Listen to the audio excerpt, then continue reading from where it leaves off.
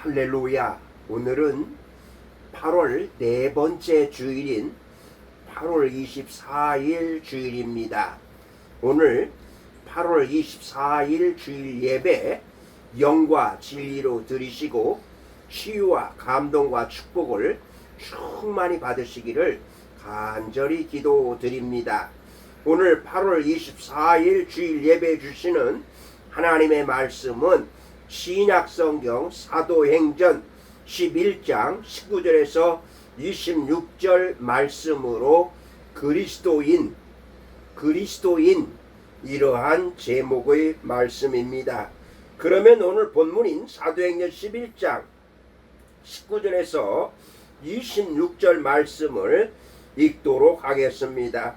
19절입니다. 그때에 스데반의 일로 일어난 환난으로 말미암아 흩어진 자들이 베니게와 구브로와 안디옥까지 이르러 유대인에게만 말씀을 전하는데 20절 그 중에 구브로와 구레네 몇 사람이 안디옥에 이르러 헬라인에게도 말하여 주 예수를 전파하니 21절 주의 손이 그들과 함께 하심에 수많은 사람들이 믿고 주께 돌아오더라. 22절 예루살렘 교회가 이 사람들의 소문을 듣고 바나바를 안디옥까지 보내니 23절 그가 이르러 하나님의 은혜를 보고 기뻐하여 모든 사람에게 굳건한 마음으로 주와 함께 머물러 있으라 권하니 24절 바나바는 착한 사람이요 성령과 믿음이 충만한 사람이라 이에 큰 무리가 주께 더하여 지더라. 25절 바나바가 사울을 찾으러 다소에 가서 26절 만남에 안디옥에 데리고 와서 둘이 교회에 1년간 모여 있어 큰 무리를 가르쳤고 제자들이 안디옥에서 비로소 그리스도인이라 일컬음을 받게 되었더라. 아멘. 오늘 본문에 보면 그리스도인이란 말이 처음 시작된 곳이 소아시아, 수리아, 시리아의 안디옥이었다고 기록하고 있습니다. 안디옥은 예루살렘에서 북쪽으로 약 480km 떨어진 곳에 위치한 도시로서 로마 제국 치하에서 수리아의 수도였던 것입니다. 지금은 터키 영내에 자리 잡고 있습니다. 스데반의 순교 일로 많은 사람들이 흩어지게 되었습니다. 특별히 믿음을 가진 성도들이 박해가 일어나자 사방으로 흩어지게 되었고 흩어져서 그곳에서 예수 그리스도를 전하게 되었는데 자연스럽게 안디옥에서 도피한 그리스도인들이 새로운 선교지 중심 도시가 되었던 것입니다. 순교와 박해는 복음을 저지하는 것이 아니라 새로운 복음의 중심 도시를 만든 것입니다. 우리가 생각할 때에 박해가 있고 핍박이 있으면 복음이 전파되지 않고 교회가 부흥되지 않고 믿는 사람이 줄어들 것 같지만 그러나 하나님이 역사하는 이런 가운데서도 복음이 증거되고 하나님 나라가 확장된다는 것을 알 수가 있습니다. 자, 여기서 이제 그리스도인이란 이름이 처음으로 쓰이게 되었는데 그러면 여기 그리스도인이란 이름이 처음 주어졌는데 과연 그리스도인의 그 이름이 무엇인가, 그 이름의 본래 의미가 무엇인가를 살펴보도록 하겠습니다. 먼저 그리스도인은 그리스도에게 속한 자라는 정체 인식을 갖고 사는 사람들입니다.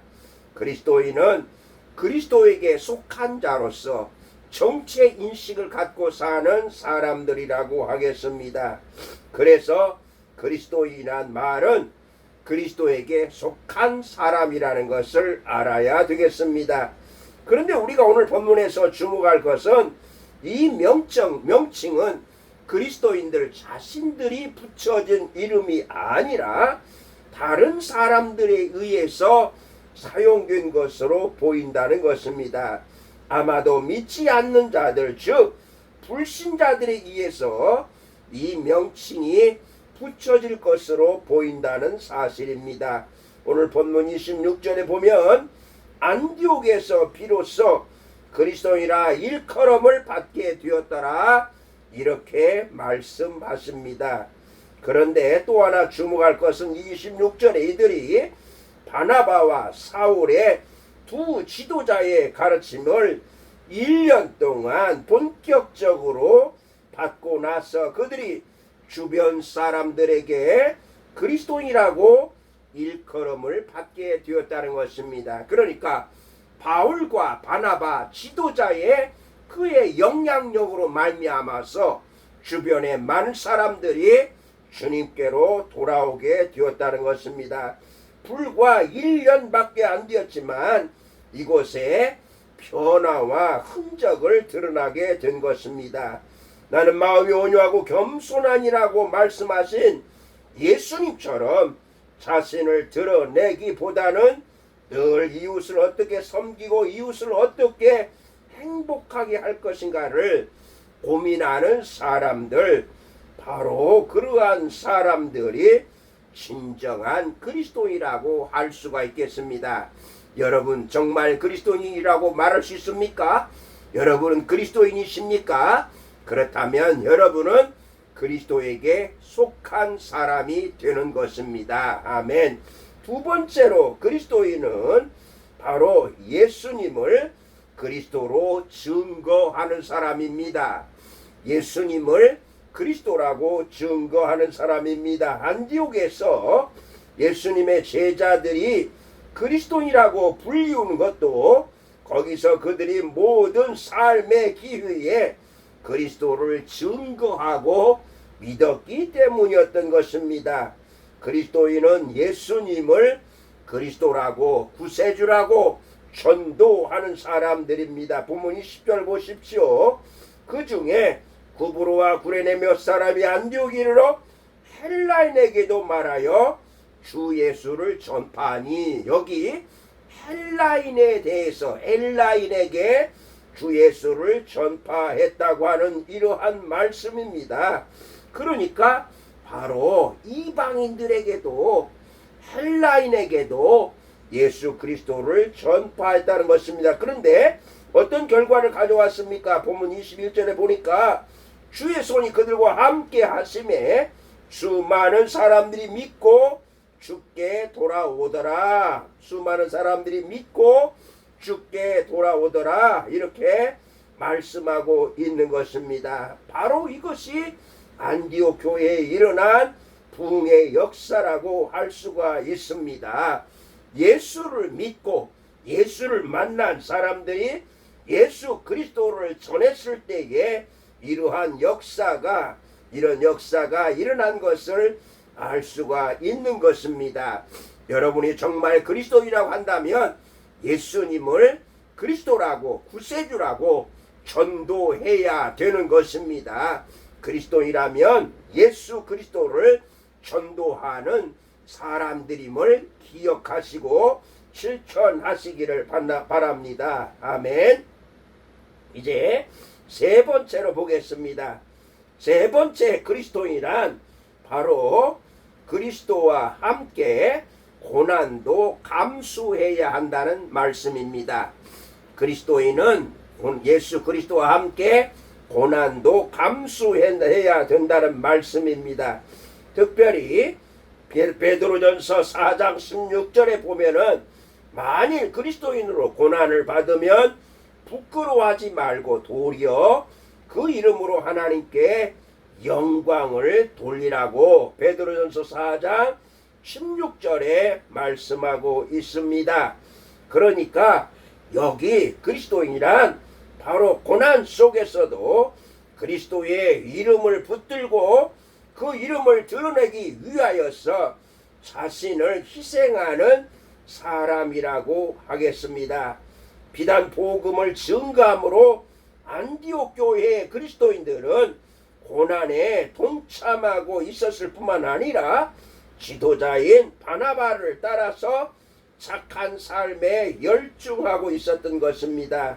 그래서 우리는 언제나 이렇게 예수님을 믿는 길, 예수님을 따르는 길, 그 길이 십자가의 길이고 고난의 길이라 한다 할지라도 바로 우리는 그리스도께서 보여주신 그 길을 따라가는 고난도 감수해야 된다는 말씀을 볼 수가 있습니다. 특별히 본문 24절에 보면 이런 지도자들을 인하여서 안디옥 교회의 큰 무리가 더해지는 부흥이 일어난 것을 볼 때에 오늘도 바울과 바나바 같은 성령이 충만하고 믿음이 충만한 지도자들과 함께 그리스도인들이 주의 복음을 증거함으로 고난을 감수함으로 안디옥 교회에 부흥이 일어난 것을 다시 한번 깨닫게 되는 것입니다. 무엇보다도 바나바는 격려의 사람, 위로의 사람이라고 말씀하는 것을 보면서 오늘 우리 그리스도인들은 이렇게 바나바처럼 격려하는 사람, 위로하는 사람이 되어야 할 줄로 믿습니다. 아멘. 여러분, 오늘 그리스도인은 어떤 사람이라고 말씀하고 있습니까?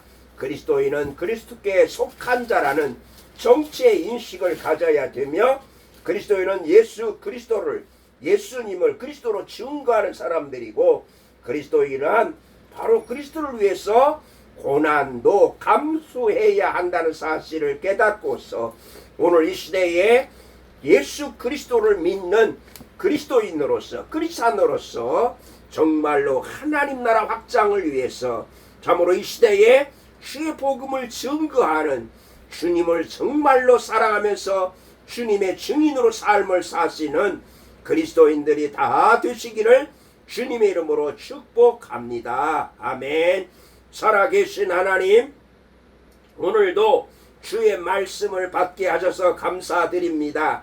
정말 안디옥 교회에서 처음으로 그리스도인이라 불려진 이 말씀으로 인하여서 오늘 우리가 그리스도인이 되었다는 것은 그리스도께 속한 사람이요 그리스도를 전하는 사람이요 그리고 그리스도와 함께 고난도 감수해야 된다는 것을 깨닫고 그리스도인으로서의 일생 동안 변함없이 그리스도인의 삶을 살게 하여 주시옵소서. 감사하며 예수님의 이름으로 기도드리옵나이다. 아멘.